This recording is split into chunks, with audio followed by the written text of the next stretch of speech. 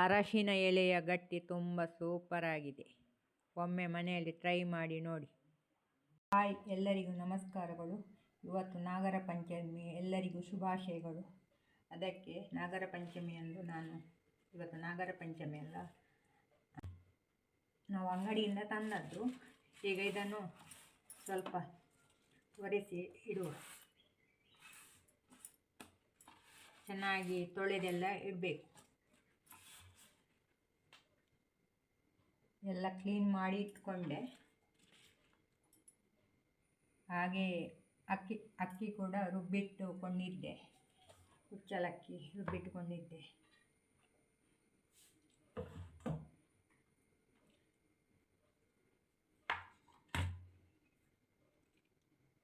ಈಗ ಬೆಲ್ಲ ಮತ್ತು ತೆಂಗಿನ ತುರಿಯನ್ನು ಹದ ಮಾಡಿಕೊಳ್ಳುವ. ನಾವು ಬೆಲ್ಲ ಮತ್ತು ಹಿಟ್ಟಿಗೆ ಹಾಕಿಕೊಳ್ಳುವುದು. ಅದಕ್ಕೆ ಕೆಲವರು ಅವಲಕ್ಕಿ ಎಲ್ಲ ಹಾಕಿ ಮಾಡ್ತಾರೆ. ನಾವು ಅವಲಕ್ಕಿ ಹಾಕ್ತಿಲ್ಲ. ಎಲ್ಲ ಹದ ಮಾಡಿ ಆಯಿತು. ಎಲ್ಲ ಹದ ಮಾಡಿ ಇಟ್ಟಾಯಿತು.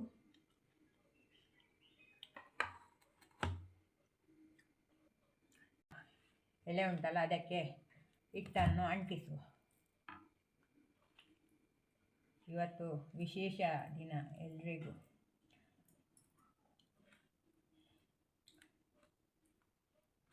ಅದಕ್ಕೆ ನಾನು ಕಡುಬು ಮಾಡುವ ಅಂತ.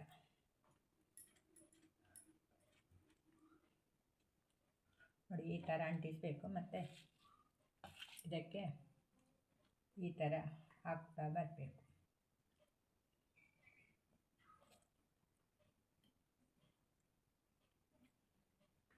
ಮತ್ತು ಈ ಥರ ಮಡಚಬೇಕು.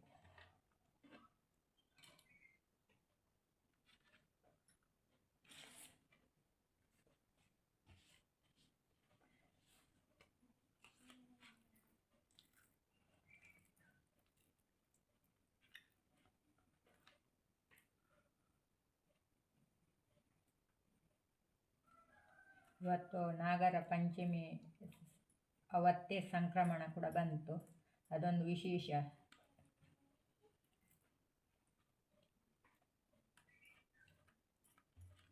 ಹಾಗೆ ನಾನು ಕೂಡ ದೇವಸ್ಥಾನಕ್ಕೆಲ್ಲ ಹೋಗಿ ಹಣ್ಣು ಕೈಯೆಲ್ಲ ಮಾಡಿಸಿಕೊಂಡು ಬಂದು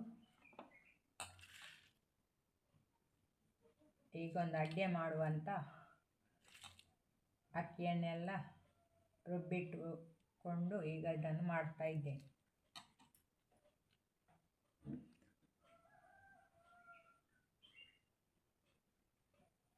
ಎಲ್ಲರೂ ವಿಡಿಯೋ ನೋಡಿ ಆಯಿತಾ, ನನಗೆ ಸಪೋರ್ಟ್ ಮಾಡಿ. ಹಾಗೆ ನಮ್ಮ ಚಾನಲ್ಗೆ ಕೂಡ ಸಬ್ಸ್ಕ್ರೈಬ್ ಕೂಡ ಮಾಡಿ ಆಯಿತಾ.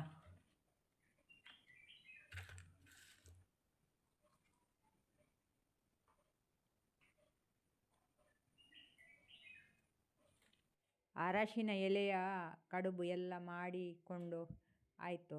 ಎಲ್ಲ ಮಾಡಿಟ್ಟೆ. ಈಗ ಇದು ಚಪ್ಪೆ ಗಟ್ಟಿ, ಸಿಹಿ ಹಾಕುವುದಿಲ್ಲ.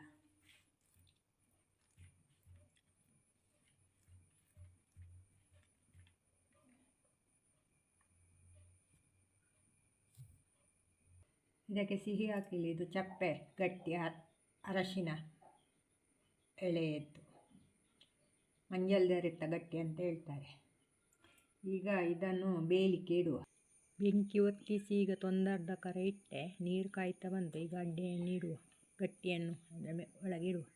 ಎಲ್ಲ ಗಟ್ಟಿಯನ್ನು ಇಟ್ಟುಬಿಟ್ಟೆ. ಈಗ ಮುಚ್ಚುವ. ಈಗ ಬೇಯಬೇಕು. ಇದು ಎಲೆಯ ಗಟ್ಟಿ ರೆಡಿ ಆಯಿತು ನೋಡಿ. ಮಂಜಲಿರಿತ ಗಟ್ಟಿ ಚೆಂದಾಗಿದೆ. ನೀವು ಕೂಡ ಒಮ್ಮೆ ಮನೆಯಲ್ಲಿ ಟ್ರೈ ಮಾಡಿ ನೋಡಿ. ಹಾಗೆ ಈ ವಿಡಿಯೋ ಇಷ್ಟ ಆದರೆ ಲೈಕ್ ಮಾಡಿ, ಶೇರ್ ಮಾಡಿ, ಸಬ್ಸ್ಕ್ರೈಬ್ ಮಾಡಿ. ಎಲ್ಲರಿಗೂ ಥ್ಯಾಂಕ್ ಯು.